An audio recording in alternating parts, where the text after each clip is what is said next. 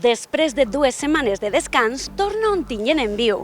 Malgrat les altes temperatures, hem eixit al carrer i hem vingut fins a la plaça de la Concepció, que aquests dies torna a estar oberta al pas de vianants, però amb un xicotet detall, i és que les obres encara no han finalitzat.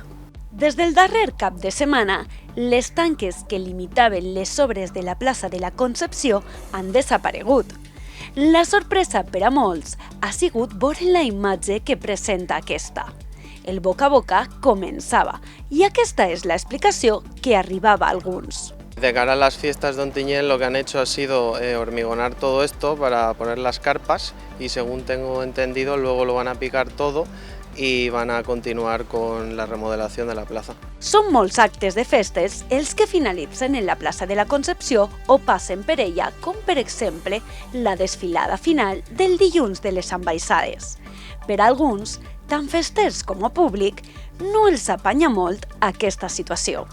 Em sembla un poc mal perquè molts actes de festes passen justament per ací i com enguany també s'ha fet lo de festes internacionals, crec que hi haurà més públic de lo normal i es dona un poc de mala imatge cap a les nostres festes. Per a ser unes festes d'interès turístic internacionals, esta plaça no estava per obrir-se.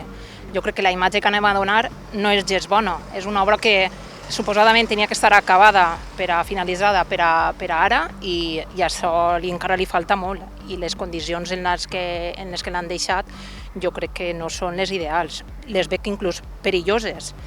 També està els que pensen que no és la millor de les situacions, però entenen també que de vegades hi ha coses que no es poden controlar. Bé, per les circumstàncies de festes, pues bé, provisional, no està bé, però un apanyó ràpid, no? I altres, encara que esperen el resultat final per poder donar el seu veredicte, no volen perdre l'oportunitat per a recordar la qüestió de la falta d'aparcaments. No lo sé cómo será, pero esto de momento es peor lo que había, seguro. No hay plazas de aparcamiento, los negocios se están quejando, yo pierdo tiempo continuamente buscando aparcamientos, pues lo veremos como sea.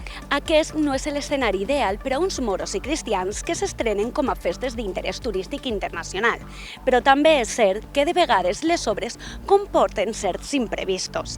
És per això que no ens queda una altra que adaptar-nos i fer el que millor sabem, gaudir i fer de les nostres festes una experiència inolvidable.